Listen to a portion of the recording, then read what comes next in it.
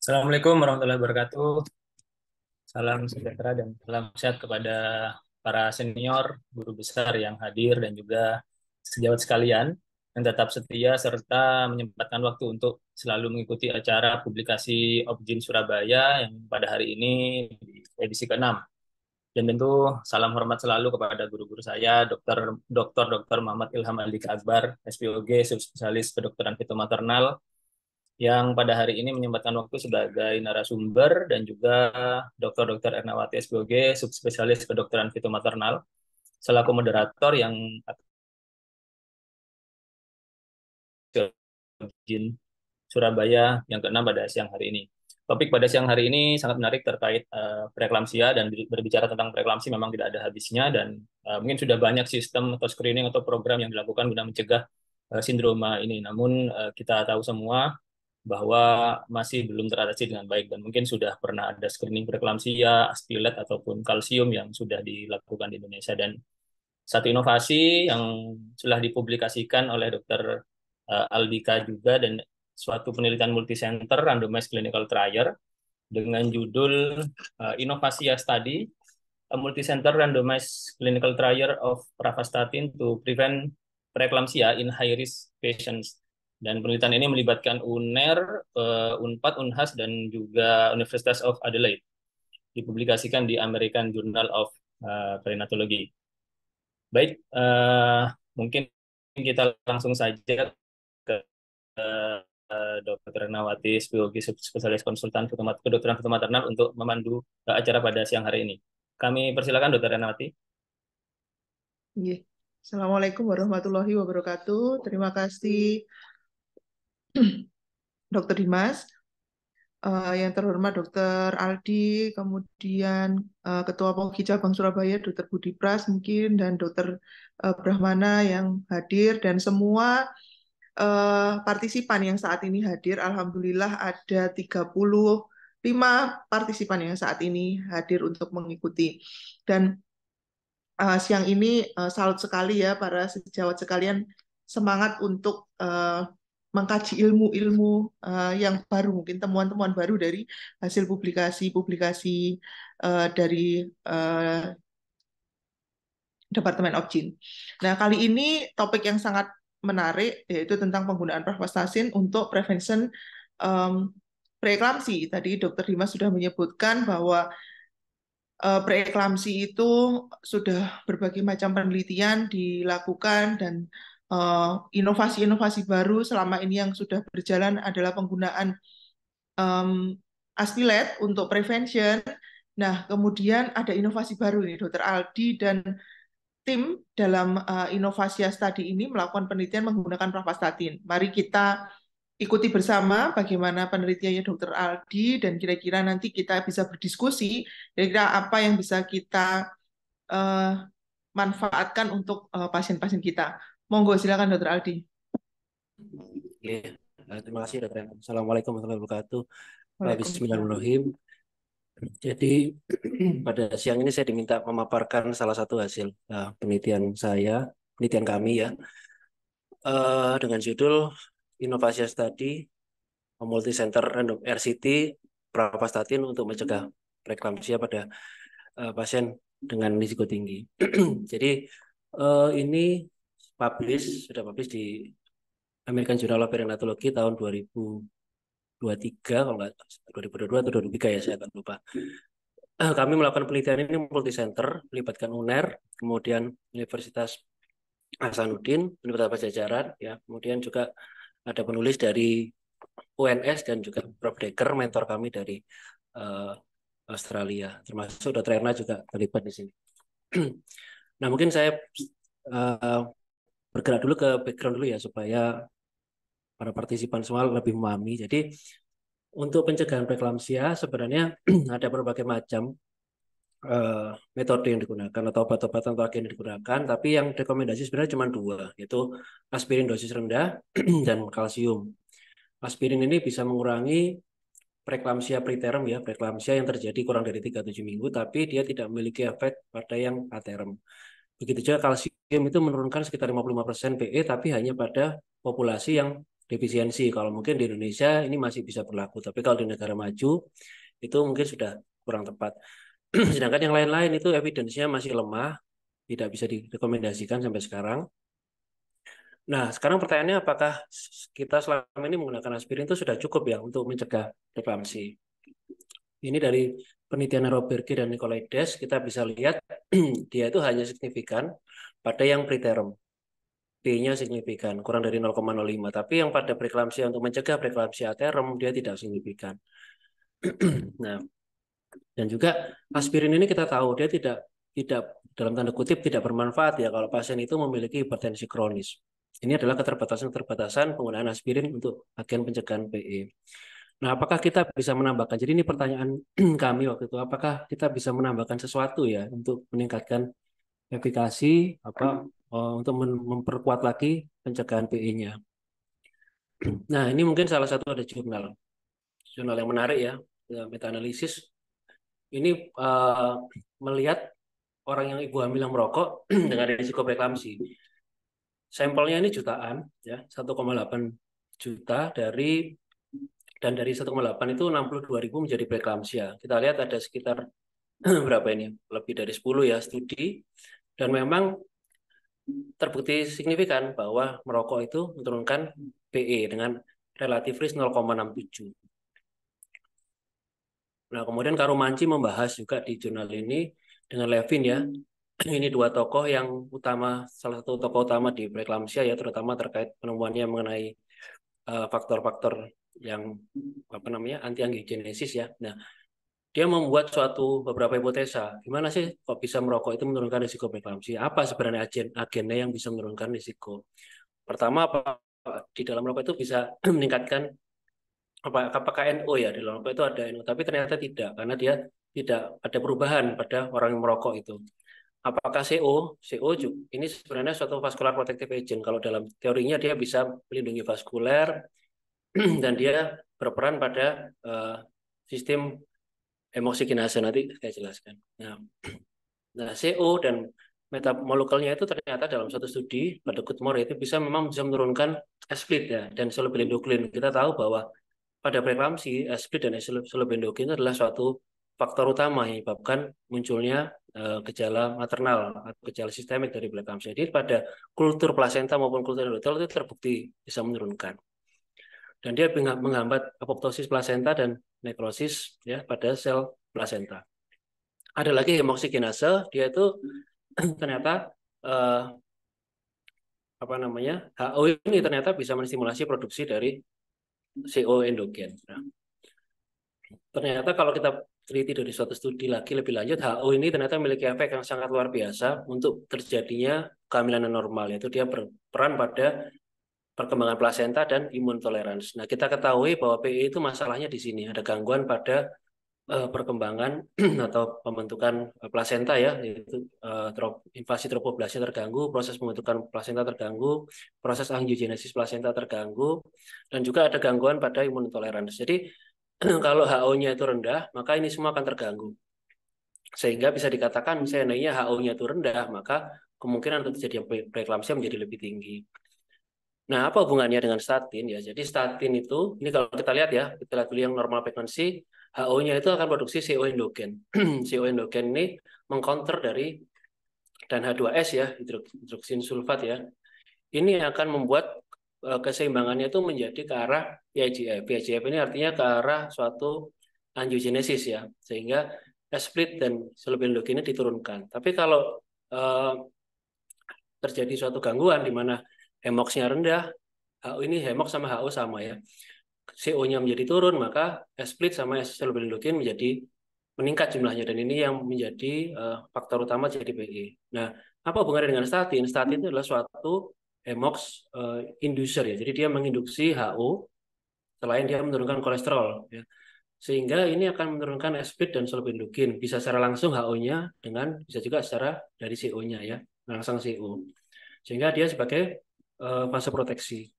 Selain itu, ternyata statin juga memiliki efek proteksi endotel yang luar biasa. Mulai dari efek pelindungannya terhadap lemak ya, dia menurunkan kolesterol. Jadi ini macam-macam efeknya. Dia ternyata juga meningkatkan NO, Dia statin juga bisa merangsang HO, meningkatkan CO karbon monoksida, yang ini menurunkan SP dan sorbitologin, ya, dan menaikkan VEGF. Intinya semuanya itu memperbaiki atau melindungi fungsi dari endotel. Kita tahu bahwa pada preeklamsia yang bermasalah adalah endotelnya. Endotelnya yang diserang pertama kali oleh zat-zat sitotoksik adalah endotel. Nah, sedangkan bagaimana tentang pravastatin ini? Ini sudah ada studi, ini pada tikus ya.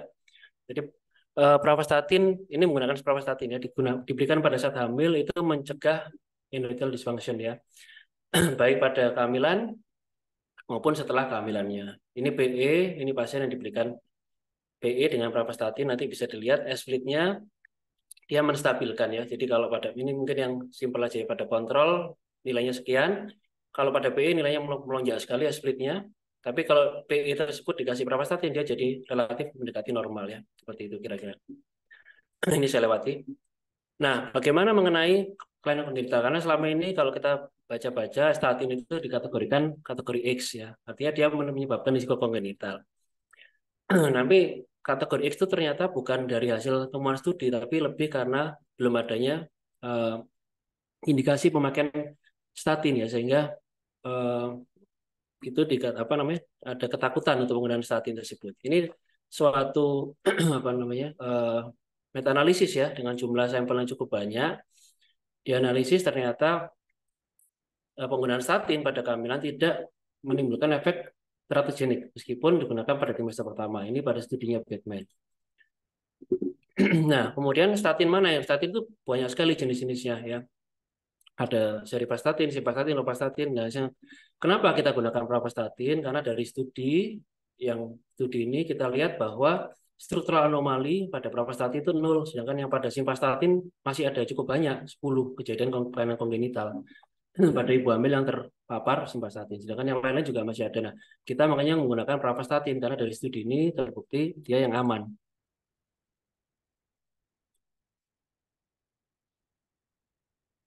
Ya, maaf, ya.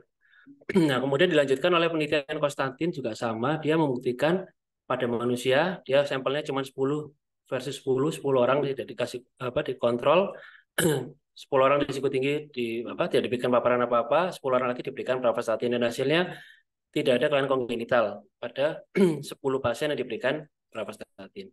Nah, kemudian dari dasar itu kami melakukan penelitian Innovasia. Ini singkatan dari Indonesia Pravastatin to Prevent Preeclampsia Study. Ini guru-guru kami, Prof. Eri, Prof. Dekker, Prof. Mose, Prof. Sulis, semua terlibat. Jadi ini sebenarnya mewakili juga dari himpunan kedokteran prenatal maternal. Jadi penelitian ini adalah penelitian RCT, ya. Nah, sayangnya multicenternya yang terlibat hanya 3. Sebenarnya awalnya ada cukup banyak, tapi mundur semua. Jadi akhirnya cuma 3, Surabaya, Makassar, dan Bandung. Tujuannya mengetahui apakah pravastatin itu memiliki efek yang baik untuk mencegah preeklamsia. Kemudian inklusinya apa? Ibu hamil yang memiliki riwayat preeklamsia sebelumnya atau memiliki 2 faktor risiko preeklamsia ditambah kelainan Doppler. Kemudian dieksklusi kalau dia ada kontraindikasi menggunakan statin. Outcome-nya ini, outcome utamanya adalah apakah terjadi PE atau tidak. Nanti disertai komplikasi, mortalitas dan morbiditasnya. Jadi seperti ini.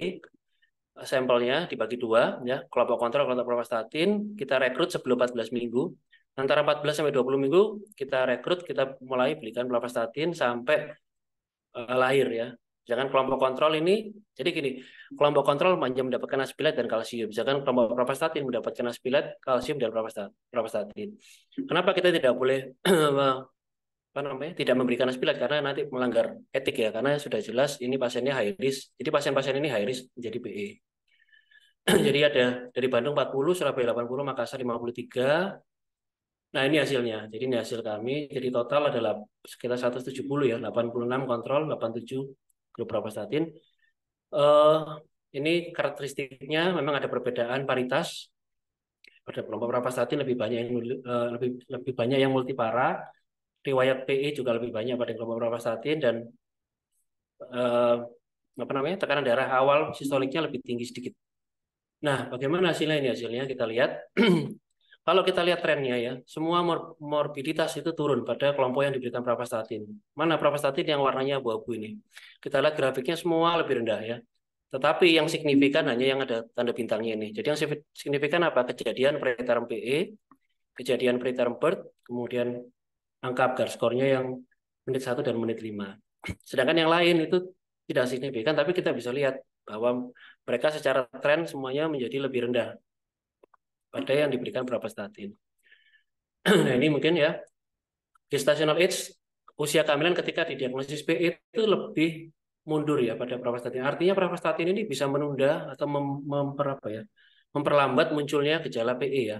Nah, pada kelompok pravastatin 36 minggu, pada kelompok kontrol pada 34 minggu sudah muncul. Kemudian kejadian preterm PE jauh lebih rendah pada kelompok pravastatin dengan relatif risknya setengahnya ya, separuhnya. Jadi dia menurunkan separuhnya. Jadi sangat signifikan. Sayangnya pada term preeklamsia itu tetap tidak signifikan ya hasilnya, tidak berbeda.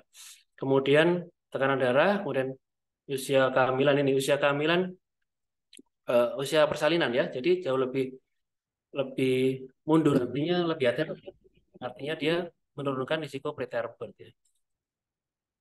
Nah, jadi ini kesimpulannya, pasien mendapatkan pravastatin memiliki angka PE, semua PE lebih rendah tapi tidak signifikan. Tapi signifikan angka preterm PE-nya, sangat signifikan dibandingkan kelompok yang kontrol. Selain itu juga ini absolute risk reduction-nya sekitar 12% dengan number need to treat. Jadi number need to treat itu berapa banyak pasien yang kita terapi untuk mencegah satu kejadian PE ya. Jadi sekitar 7, jadi lumayan sangat bagus ini. Ini tadi yang sudah saya jelasin bahwa dia menunda PE, dia menunda lebih lama munculnya gejala PE. Perinatal outcome-nya bagaimana? Ini kita lihat Apgar skornya lebih rendah, lebih baik ya pada kelompok pravastatin, dan juga kejadian pretermnya jauh lebih rendah pada yang kelompok pravastatin ya, dengan RR-nya 0,45. Nah, the most exciting finding was the considerably lower rate of preterm birth. Jadi hasil yang paling menarik ya memang kita bisa mencegah preterm birth dan preterm PE, itu yang sangat penting karena selama ini morbiditas atau mortalitas janin itu kan lebih banyak terkait karena pretermnya ya. Kekuatannya ini penelitian pertama ya. Kami mohon maaf nggak bermaksud sombong, tapi penelitian pertama di dunia dengan sampel terbanyak untuk penggunaan pravastatin pada manusia ya. Kalau pada hewan coba sudah banyak. Yang pada manusia yang lain itu masih pilot studi di Texas, masih sedang berjalan juga, belum keluar hasilnya. Tapi masalahnya ini jumlah sampel size-nya masih kurang karena waktu itu kita terhambat oleh COVID dan juga data morbiditas bayinya kita nggak bisa dapat secara lengkap. Oke, mungkin ini sebelum itu kami sudah melakukan 2 publikasi lain yang terkait juga pravastatin, yang ini mengenai biomarker ya.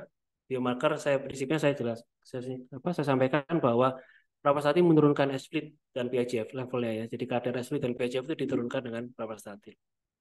Dan juga ini sitokin proinflamasinya juga diturunkan juga. Nanti mungkin panjenengan semua mungkin kalau tertarik bisa membaca di sini lebih lanjut. Jadi kesimpulannya pravastatin mungkin bisa digunakan sebagai agen tambahan untuk mencegah preeklamsia berat. Oke, mungkin itu yang bisa saya sampaikan.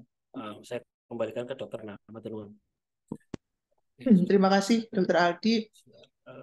Menarik sekali ya apa yang disampaikan oleh Dr. Aldi tadi. Ternyata pravastatin yang selama ini kita pakai untuk biasanya kan obat untuk menurunkan kolesterol, tidak terpikir untuk digunakan sebagai antiinflamasi pada pasien-pasien preeklamsia. Nah, hasil penelitian ini tadi dipaparkan Dr. Aldi, ternyata dia pada penelitian ini dikombin ya Dr. Aldi, tetap diberikan Aspilet, yang satunya tidak ditambah pravastatin, satunya tidak. Ternyata memang yang diberikan pravastatin itu mempunyai potensiasi mungkin yang hasil yang lebih bagus, risiko preterm preeklamsinya lebih rendah. Nah, monggo yang mempunyai pertanyaan, yang ingin berdiskusi langsung juga kami persilahkan. Kalau misalkan ingin berdiskusi langsung bisa raise hand, kemudian kita bisa berdiskusi bersama-sama. Baik, mungkin sambil menunggu, ada satu pertanyaan Dr. Aldi, ini dari Anonymous ya. Selamat siang dokter, misalnya suatu hari dijadikan standar, apakah akan digunakan sebagai obat tunggal atau kombinasi dengan Aspilet atau kalsium? Itu ya. Jadi apakah menggantikan atau dia sebagai tambahan gitu Dr. Aldi? Monggo. Ya, terima kasih Dr. Rena. Nanti mungkin Dr. Rena juga nambahkan ya, karena kan juga Ya. mau meneliti tentang ini. Jadi kalau yang pada penelitian kami ini kami menambahkan. Jadi kami tidak membandingkan dengan apa? dengan aspilat ya. Jadi pada pada penelitian ini kami semuanya diberikan aspirin, tapi yang kelompok paparan itu atau kelompok eksperimen itu kita kasih tambahan pravastatin. Nah, problemnya tadi terkait dengan etik ya Dr. Rena ya, karena sudah terbukti bahwa aspirin itu dan juga sebagai protokol resmi kan aspirin itu untuk mencegah PI. Jadi kalau ada pada pasien yang high risk seperti ini kita wajib memberikan aspirin. Mungkin kalau itu dilakukan di hewan coba mungkin Dr. Rena ya, kalau penelitian membandingkan seperti itu ya Dr. Ya, Rena. Yeah. ya. Jadi apa namanya? Karena penelitian ini ya, dokter, kalau kita melakukan suatu penelitian kan kita tidak boleh maksudnya menghilangkan dari protap yang sudah ada, yang sudah terbukti gitu, yang sudah diakui. Jadi pada penelitian ini tetap dikombin dengan aspilet. Pertanyaannya tadi, Dokter Aldi, dari yang bertanya tadi, apakah misalkan nanti dipakai untuk apakah menggantikan atau tetap kalsium? Jadi Dokter Aldi menjelaskan kalau yang sudah saat ini karena penelitiannya itu diberikan bersama-sama, jadi aspilet dan pravastatin. Jadi kalau misalkan nanti diadop menjadi suatu protap, mungkin tetap dikombin ya. Belum ada penelitian yang ini karena kalau pada manusia kita tidak mendapatkan, tidak etik gitu, tidak etis kita melakukan penelitian yang satunya sudah terbukti, misalkan kita hilangkan, kemudian diganti dengan yang lain yang masih dalam tahap penelitian. Ya mungkin kalau hewan coba dulu, baru nanti baru ke tahapan selanjutnya ya. Jadi sementara ini mungkin kalau misalnya menjadi protap, ini menjadi suatu tambahan terapi selain aspilat dan mungkin juga selama ini yang sudah menjadi rekomendasi tadi kalsium. Kalsium selama ini kan masih dipakai ya Dokter Aldi, kalsium dan aspilat yang selama ini kita pakai mungkin nanti ditambah dengan pravastatin gitu. Baik. Yang kedua pertanyaannya, obat ini termasuk kategori X. Bagaimana mengatasi masalah etiknya sehingga penelitian ini bisa berlangsung? Tidak. Oke, terima kasih Dr. Rena. Jadi tadi tadi sudah saya sampaikan. Yang pertama dari hasil meta-analisis ya dan systematic review yang menunjukkan bahwa sebenarnya penggunaan statin itu relatif aman, tidak meningkatkan risiko kelainan kongenital. Tapi kalau kita dilihat lagi dari case-case report itu memang tergantung jenisnya juga. Tadi jenis-jenis ada yang ternyata masih ada kelainan kongenital seperti simvastatin, lovastatin itu masih menyebabkan suatu kelainan kongenital. Pravastatin ini tidak sama sekali pada sekitar 26 sampel lebih ya, itu tidak sama sekali.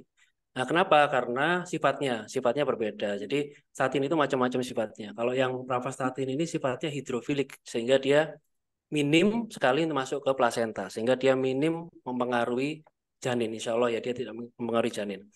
Kemudian terkait, sehingga dasar-dasar itu menyebabkan kami bisa lolos etiknya. Kemudian terkait kategori X, ternyata itu sekarang sudah direvisi, dok ya, sudah direvisi bahwa terbaru dari FDA melakukan revisi bahwa sekarang tidak lagi kategori X, tapi dia menyatakan bahwa statin ini boleh digunakan pada kehamilan jika ada indikasi, dan indikasinya melebihi risikonya. Nah, contohnya pada orang-orang dengan penyakit jantung, misalnya yang sudah konsumsi atau dengan dislipidemia dan sebagainya yang sudah mengkonsumsi statin sebelumnya, pada saat kehamilan boleh diteruskan. Ya, tapi nanti mungkin jenisnya yang perlu disesuaikan gitu. Jadi kategori X itu sudah direvisi oleh FDA. Iya, matur nuwun. Iya. Jadi seperti itu ya. Jadi kenapa mendapatkan etik karena pertimbangan itu dari data-data yang ditampilkan pravastatin cukup aman sehingga alhamdulillah penelitian ini mendapat izin etik. Ya. Kemudian dari Dokter Tauhid, beliau menanyakan bagaimana beda efektivitas antara early onset group dengan late onset group. Mungkin Dokter Aldi perlu menjelaskan lagi. Tadi sudah dijelaskan, monggo Dokter Aldi. Iya, Dokter Tauhid, matur nuwun Dokter Tauhid. Jadi sebenarnya kami tidak menganalisa secara spesifik ya Dokter Tauhid.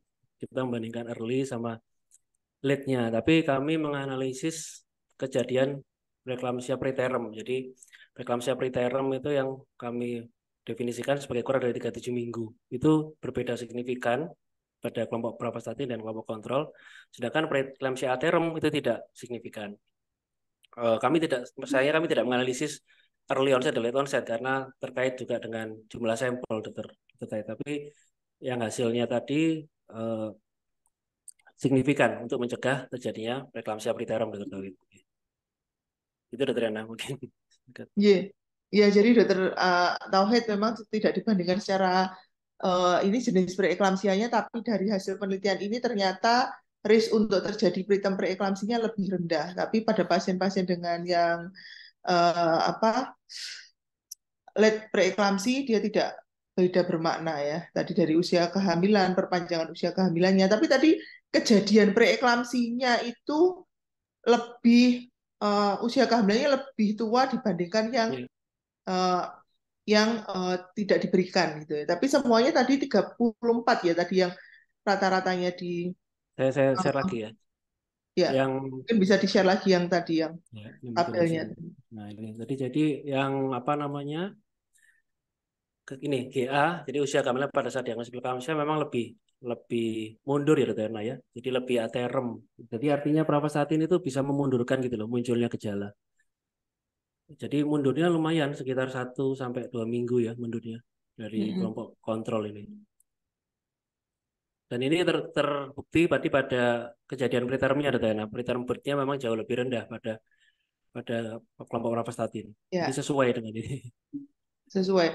Dan juga kejadian preeklamsianya ya Dokter Aldi. Jadi kejadian preeklamsianya juga walaupun tidak berbeda bermakna ya, tapi secara ini lebih tinggi pada kelompok yang tidak mendapat pravastatin.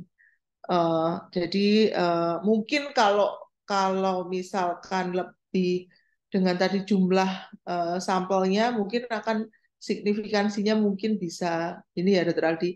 Jadi yang kejadian preeklamsi yang di tabel ini yang baris yang nomor 1 kan 37-43% dari kontrol grup, sedangkan dari pravastatin 32% kan. Tapi tidak berbeda bermakna, tapi secara apa namanya tendensinya bahwa pasien-pasien dengan yang diberikan pravastatin kejadian preeklamsinya lebih rendah dibandingkan yang kontrol ya. Ya, jadi sebenarnya dokter Tawid apa namanya? Kalau hitung-hitungan awal kami itu dengan Prof. Dekker itu sebenarnya butuh sekitar sampelnya itu 240 untuk apa? Membuat signifikansi yang bagus ya untuk angka-angkanya. Tapi itu tadi penelitiannya itu terhenti karena COVID menyerang kita itu. COVID menyerang jadi akhirnya nggak bisa lanjut apa pengambilan sampelnya kita stop. Jadi cuman ini sekitar 170-an kalau nggak salahnya. 100 ya 170.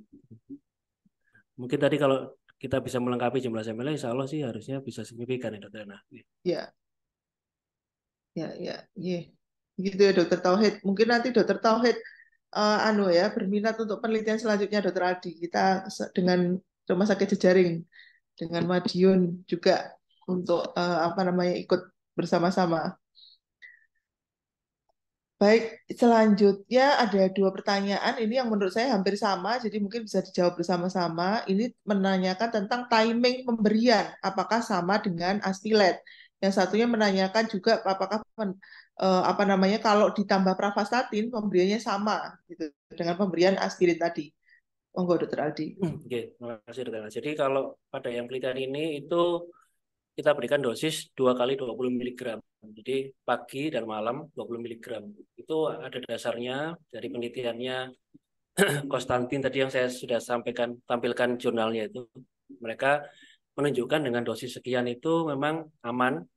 Pertama aman, tidak ada janin dengan kelainan kongenital. Yang kedua pada pilot studinya itu memang efek menurunkan kejadian PI-nya ya. Jadi pada penelitian Konstantin itu dengan dosis sekian itu sudah bisa menurunkan kejadian PI. Jadi kami menggunakan dosis tersebut. Jadi 2 kali 20 mg dokter Ana, per oral. Ya. Timing waktu mulai pemberiannya Dokter Aldi, apakah sama dengan aspirin dimulai sekitar 12 minggu atau lebih lambat atau bagaimana? Ya, jadi pada penelitian ini karena pertimbangan safety ya tadi dokter Ana ya untuk keamanan, jadi kami berikan itu di atas 14 minggu. Meskipun sebenarnya kita tahu sebenarnya pravastatin itu aman sebenarnya ya. Pravastatin itu aman, hidrofilik dan sebagainya tadi. Cuman untuk lebih aman lagi kami berikan setelah trimester 2 supaya periode organogenesisnya sudah lewat gitu loh. Oke. Jadi mungkin nanti kalau ada penelitian lanjutan ya karena kita bisa lebih awal mungkin seperti dengan aspirin gitu mungkin bisa ya nanti berikutnya. Ya, ya. Jadi pada penelitian ini karena masih penelitian yang pertama ya pada apa namanya ibu hamil dengan jumlah yang cukup besar. Jadi penelitian ini diberikan 14 minggu. Salah satu pertimbangannya seperti yang disampaikan Dr. Aldi tadi dan mungkin karena terbukti pada penelitian ini aman, mungkin pada penelitian selanjutnya kita akan lebih apa namanya jika kita akan melakukan penelitian pada 12 minggu karena 12 minggu pertimbangannya belum selesai trimester 1 gitu ya. Jadi organogenesisnya masih berjalan. Jadi mungkin nanti kita bisa mulai sama dengan aspirin di 12 minggu. Begitu ya. Baik, ini satu pertanyaan. Mungkin mungkin yang lain jika ada yang ingin bertanya secara langsung kami persilahkan silahkan raise hand.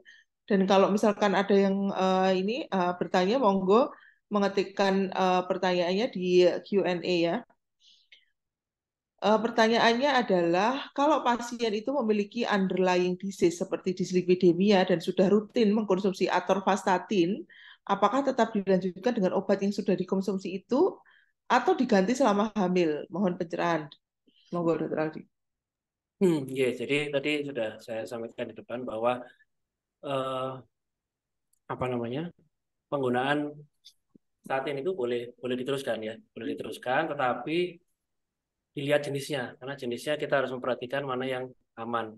Nah, mungkin saya boleh share sedikit Dr. tentang ini Monggo, tadi, SDA ini tadi, FDA silakan, supaya silakan. lebih jelas. Nah, ini jadi tahun yang terbaru tahun 2021 bahwa FDA sudah meremove ya atau mencabut warning tentang using cholesterol lowering statin during pregnancy. Nah, ini because of the benefit of statin mungkin melebihi dari risikonya ya, terutama pada sekelompok orang dengan very high risk pregnancy, maka contraindication ini tidak tepat. Jadi artinya memang diperbolehkan pada sekelompok orang-orang dengan yang sangat membutuhkan ya, dalam hal ini orang-orang dengan risiko kardiovaskuler yang tinggi atau dengan dislipidemia seperti itu, dengan riwayat kardiovaskuler itu boleh diteruskan. Tapi tetap harus diperhatikan jenisnya. Kalau atorvastatin itu masih ada risiko untuk dari case reportnya masih ada iklan kongenital. Jadi mungkin nanti perlu di change atau diganti ke yang jenis lain. Gitu Dr. Yes. Ya, Ada Dokter Tauhid ini mungkin mau menyumbangkan saran. silakan Dr. Tauhid. Mungkin ada pengalaman. Assalamualaikum. Waalaikumsalam Waalaikumsalam. warahmatullahi wabarakatuh. Suara saya terdengar ya? Terdengar, terdengar. Iya, Profesor Aldi sama Profesor R. Setiap kali ada eksperimen mengenai obat yang diperuntukkan preeclampsia prevention, pertanyaannya tuh selalu rutin pasti akan ditanyakan, ini bekerjanya di placental level atau di systemic level. Mengapa pertanyaan ini sering kali atau rutin diajukan? Karena ini kan nanti berkaitan dengan strategi pemberian. Yang pertama itu adalah mengenai when to start ya, kapan kita harus mulai terapi ini. Yang kedua, seperti tadi yang saya tanyakan, biasanya ada substance yang berdiri di dua kaki. Dia juga bisa bekerja di placental level, juga dia bisa bekerja di systemic level. Nah, itu biasanya secara konseptual, kalau bisa bekerja di dua kaki begini ini, biasanya juga efektif untuk yang late onset preeclampsia. Karena pada prinsipnya tadi kan Dr. Aldi sudah menjelaskan bahwa pada prinsipnya ini kan antiinflamasi sesungguhnya. Jadi pada misalkan risk factor obesitas itu kan biasanya kita menggunakan substance antiinflamasi untuk melawan pengaruh dari ROS-nya itu gitu. Nah, ini gimana menurut Dr. Aldi tentang pravastatin ini? Terima kasih. Iya, matur nuwun Dr. Tauhid. Iya, matur nuwun. Prof Tauhid, saya panggil Prof juga. saya izin share juga, saya share lagi ya. Jadi untungnya ya, atau untungnya atau gimana ya, bahwa pravastatin ini bekerja dua kaki, Dokter Tauhid ya. Dia itu disebut memiliki pleiotropic effect. Jadi efeknya luar biasa pada berbagai aspek. Jadi mulai ini nomor satu ya, proteksi endotelium, dia juga anti trombotik sama seperti aspirin. Dia punya antiinflamasi, antioksidan, proangiogenik, anti aterogenik. Makanya dia sebenarnya bisa bekerja di semua level sebenarnya. Ya dari mulai yang plasental sampai ke vaskuler juga. Sehingga sebenarnya eh, apa? Ini keunggulannya. Jadi dia bisa bekerja pada banyak hal. Nah, pertanyaan dokter Tauhid ya, mengapa kok pada yang late onset itu harusnya kalau dia bekerja pada dua kaki, late onset juga menurun gitu ya dokter Tauhid ya.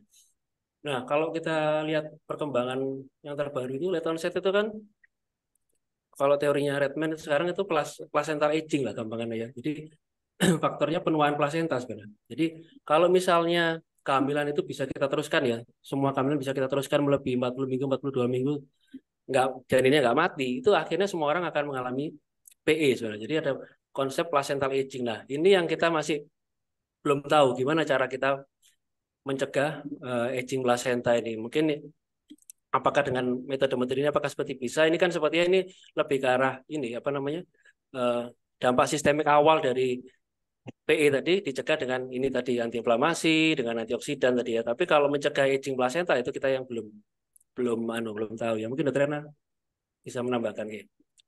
Ya, sudah jelas yang disampaikan Dokter Aldi ya. Jadi mungkin mungkin apa namanya maksudnya Dokter Tauhid kalau misalkan bekerjanya di plasenta atau di sistemik, kalau di plasenta berarti dia harus artinya sejak awal ya. Jadi dia mencegah supaya sebelum terjadi suatu apa namanya gangguan sehingga tidak menjadi kerusakan di endotel gitu. Tapi kalau dia di sistemik mungkin dia bisa apa namanya diberikan mungkin pada yang lebih lambat dari fase plasentasinya mungkin begitu ya maksudnya Dokter Tauhid ya.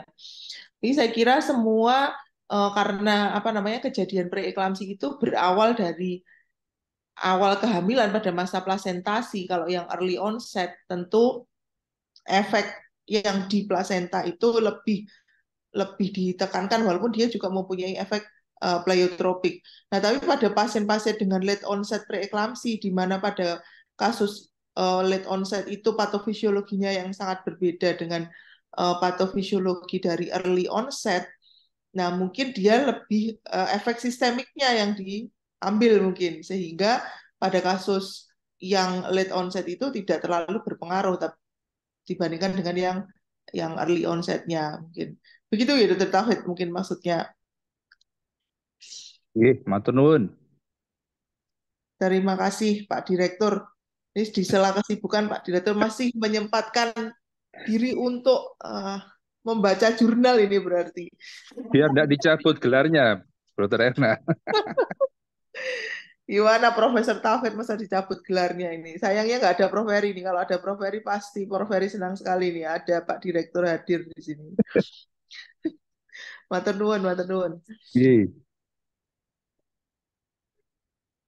Nah, ini Dokter Indi. Dokter Indi menanyakan sebetulnya tadi sudah dibahas ya, tapi ini Dokter Indi mungkin menggarisbawahi tentang bagaimana cara pemberiannya, apakah digabung, artinya minumnya bersamaan atau diberi jeda, Dokter Aldi. Pada penelitian ini bagaimana, Dokter Aldi? Oke, kalau kalau yang penelitian ini dok diberikan eh, pagi dan malam ya, tapi tidak digabung dengan aspirinnya. Aspirinnya kan malam mau tidur biasanya. Ini mungkin malam apa habis maghrib gitu. Karena terus terang saya belum membaca ya dokter apa interaksi aspirin dengan pravastatin ya diberikan bersamaan itu bagaimana efeknya. Karena memang sama-sama punya efek anti trombotik ya. Tapi apa namanya? Apakah itu ada pengaruh atau enggak? Tapi yang pada penelitian ini diberi jeda dokter Indi, jadi tidak diberikan bersamaan. Gitu. Ya, diberi jeda ya, Dokter Indi. Jadi tidak diberikan bersama-sama, tapi tidak memang belum belum ada ini ya. Maksudnya berapa jam tidak boleh dicampur begitu belum dalam penelitian ini tidak dilakukan apa namanya pengamatan di situ. Kemudian ini ada dari Dokter Mulyani tentang apa akibatnya kalau apa akibatnya pemberian statin pada organ janin? Bisakah dengan dosis yang dibagi agar efek sampingnya lebih kecil? Nah, tadi mungkin Dokter Mulyani mungkin pas yang tadi Dokter Aldi menjelaskan tentang efek teratogeniknya pas belum hadir mungkin monggo Dokter Aldi boleh diulang kembali. Ya, jadi pada studi ini itu diberikannya dalam 2 dosis ya, jadi 2 kali 20 mg per oral. Jadi pemberiannya tidak langsung sekali, tapi 2 kali. Kemudian dari 87 tadi yang diberikan pravastatin itu alhamdulillah tidak ada satupun yang janinnya yang mengalami kelainan bawaan atau kelainan kongenital. Nah, untuk kelanjutannya tumbuh kembangnya bagaimana itu yang belum kami teliti, dok. Itu masih belum sempat kami teliti. Tapi untuk kongenital tidak ada kelainan sama sekali. Alhamdulillah tidak ada kelainan.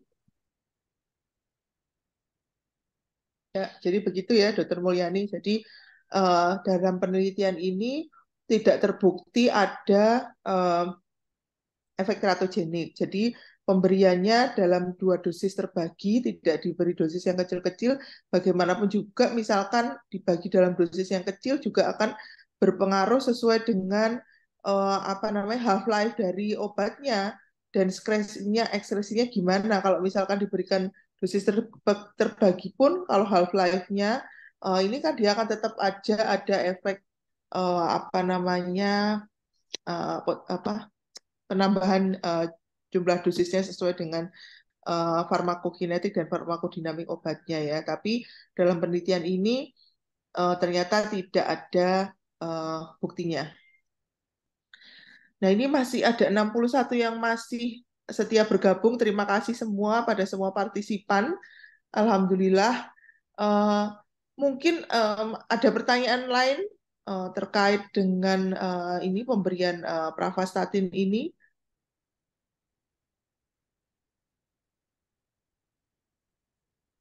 Nah, mungkin ini Dokter Aldi, mungkin mungkin kalau yang baru-baru bergabung, Dokter Aldi bisa share lagi tabelnya mungkin Dokter Aldi.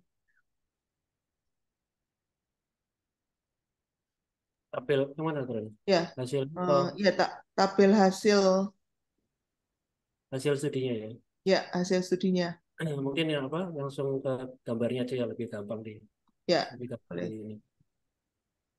Nah, ini mungkin ini dataran hasil studi.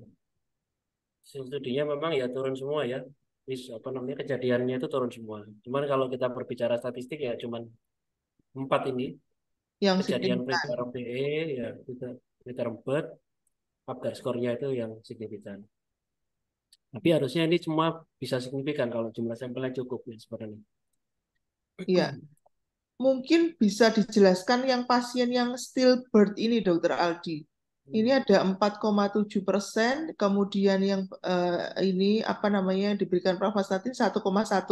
Ini yang mengalami stillbirth ini kasus yang bagaimana, Dokter Aldi? Mungkin bisa diberikan penjelasan ya. Jadi kan tadi tidak ada efek teratogenik, tapi ternyata ada 4,7% kasus yang aspilat stillbirth dan 1,1% yang ini. Ini ya saya agak lupa terus terang detailnya ya. Tapi ini kejadian UFD ya maksudnya ya. Iya, Ya. kejadiannya UFD.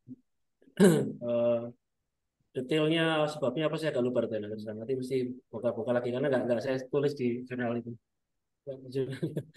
Ya, Tapi ya. kalau kita lihat di sini memang lebih tinggi justru yang kontrol ya. Ada justru Ya. yang protein malah lebih rendah di sini.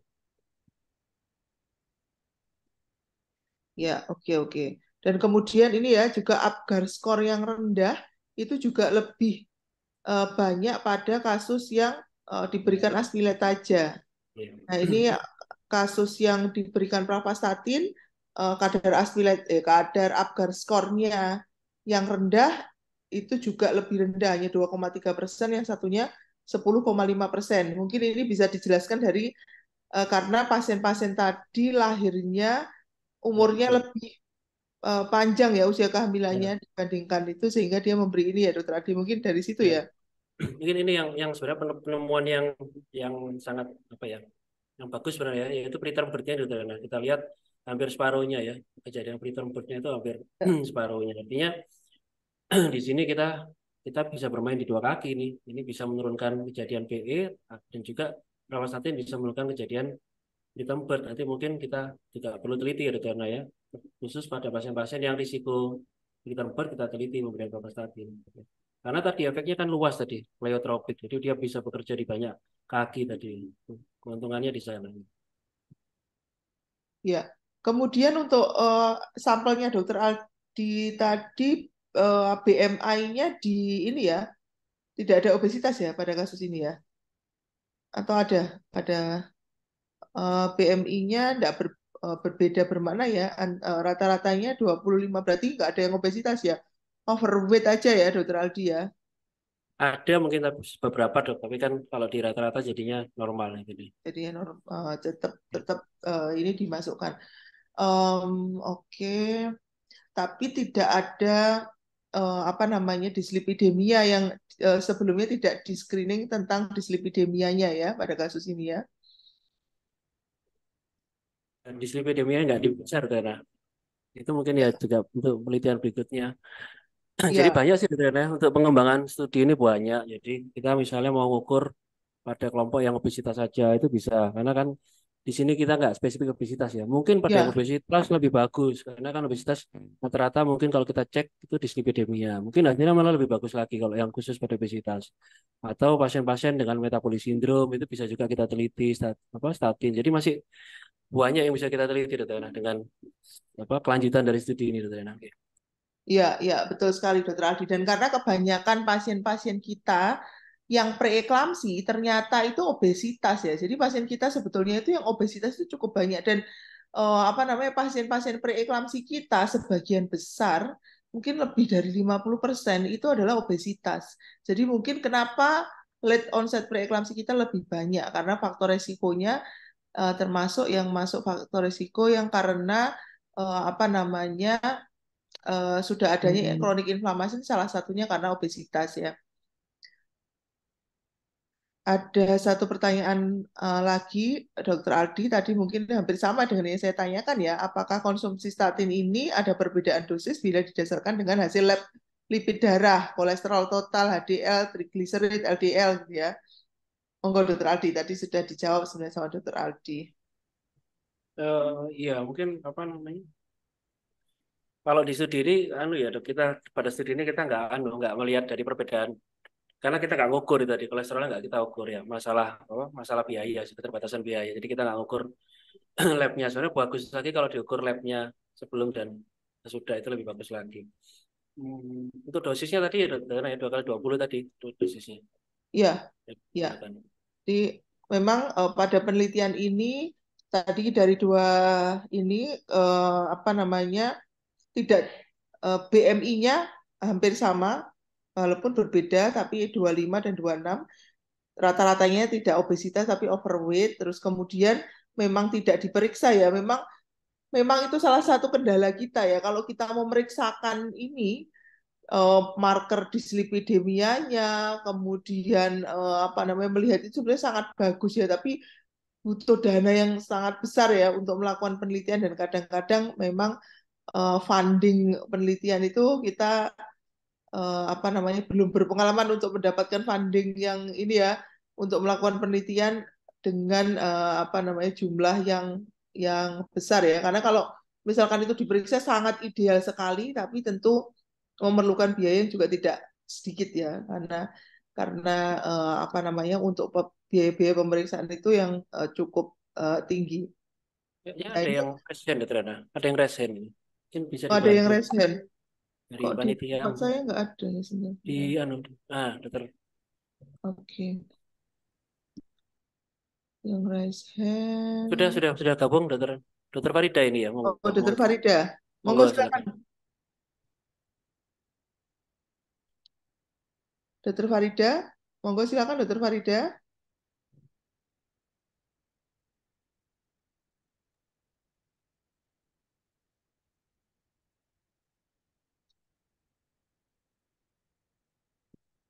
Atau mungkin kepencet ya. Iya, mungkin kepencet mungkin. Mungkin kepencet Dokter Farida ini. Baik, mungkin masih ada pertanyaan untuk apa namanya Dr. Aldi tentang penelitian ini. Ini sangat sangat menarik sekali. Tapi ternyata setelah kita berdiskusi ini, kita menemukan ide-ide baru ya Dr. Aldi. Ternyata masih banyak yang harus kita eksplor. Nah, terutama tentang apa namanya kasus-kasus preeklamsi kita. Mungkin kalau kita lihat banyak penelitian kita tentang karakteristik preeklamsi kita, bagaimana sebagian besar adalah kasus-kasus yang late onset, terus kemudian pada kenyataannya sebagian besar kasus kita adalah kasus yang obesitas pada pasien-pasien preeklamsi kita. Dan kemudian tentu infeksi ya, salah satu faktor resiko preeklamsi di Indonesia adalah infeksi. Bisa dari infeksi malaria, misalnya infeksi gigi, infeksi saluran kencing. Nah, pada kasus-kasus tersebut mungkin nanti ini apa namanya dari diskusi kita siang ini membuka peluang ya, mungkin kita bisa melihat penggunaan pravastatin ini dari berbagai berbagai sudut, misalkan dari BMI-nya kita bedakan antara yang BMI normal, obesitas, mungkin yang obesitas akan mempunyai hasil yang lebih apa namanya signifikan, dan kemudian mungkin bagaimana kita bandingkan antara pasien yang ada gangguan lipid dan tidak, kemudian mungkin dari kasus risk factor preeklamsi, misalkan risk factor preeklamsi yang berkaitan dengan late onset seperti infeksi, mungkin kita bandingkan antara faktor risiko yang bukan infeksi gitu, mungkin ini masih membuka peluang untuk dilakukan penelitian lagi. Jadi mungkin kalau ada yang ingin melakukan apa namanya penelitian, tentu ini masih terbuka lebar ya dari topik penggunaan pravastatin ini. Ya. Mungkin ada yang akan disampaikan lagi, Dr. Aldi? Cukup Dokter Ena. Ya intinya sih ini menarik untuk apa diteliti lebih lanjut ya untuk pravastatin ini lebih apa untuk sebagai agen pencegahan preeklamsi. Harapannya memang semakin rendah ya angka kejadian preeklamsia ini karena tata apa yang terbaik untuk menangani preeklamsi itu ya dengan mencegahnya ya. Jadi bukan mengatasi ketika sudah terjadi preeklamsi, tapi kita berusaha mencegah supaya tidak ada morbiditas apalagi mortalitas ke ibu dan bayinya. Oke, mungkin itu Dokter Ena aja yang tutup.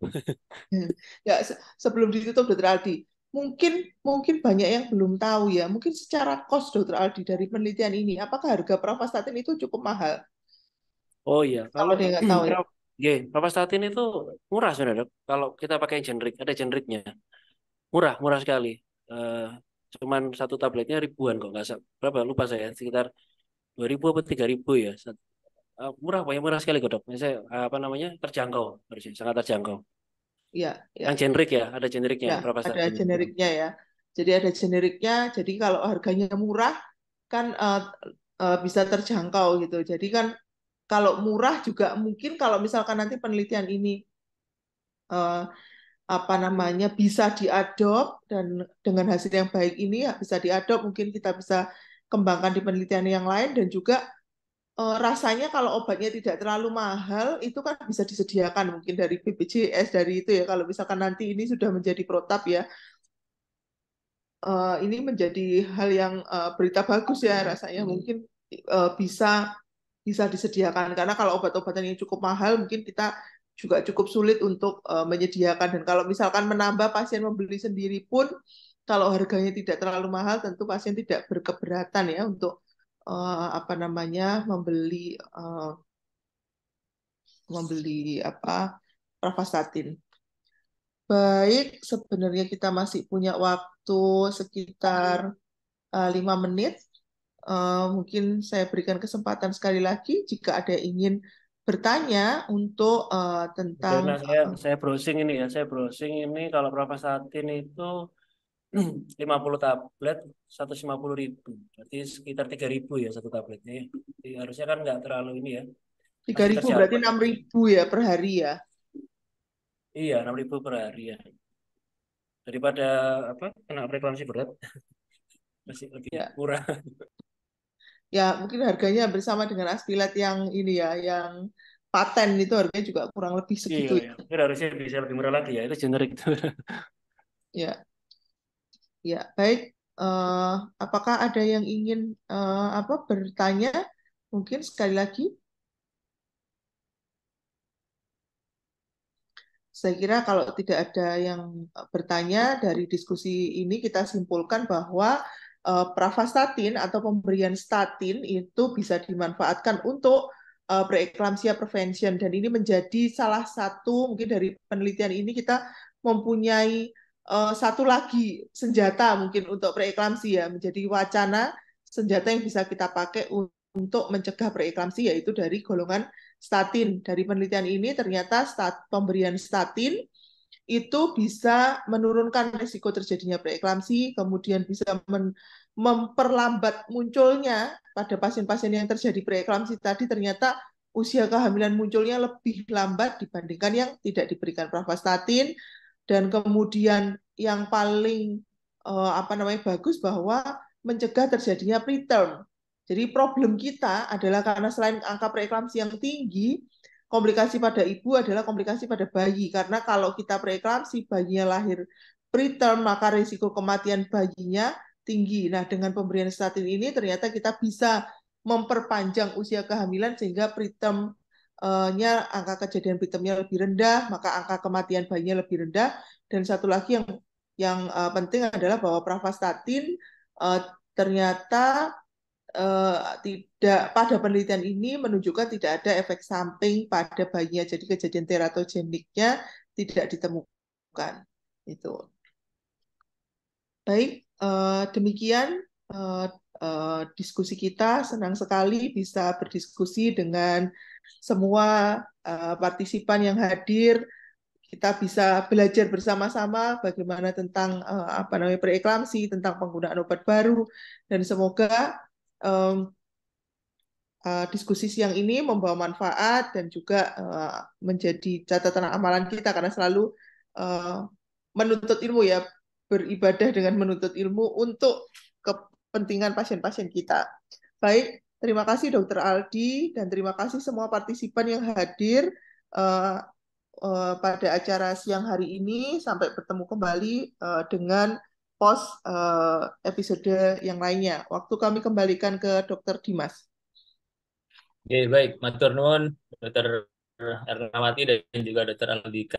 Alhamdulillah, publikasi Objin Surabaya edisi ke-6 berlangsung dengan lancar dan total alhamdulillah 65 partisipan yang hadir dengan sangat banyak pertanyaan yang sangat menarik. Terima kasih juga saya sampaikan kepada Dr. Tauhid Islami yang turut serta aktif berdiskusi pada siang hari ini. Semoga apa yang telah disampaikan oleh narasumber dan juga moderator menjadi ilmu yang berguna dan tentu menjadi amal jariah untuk beliau semua.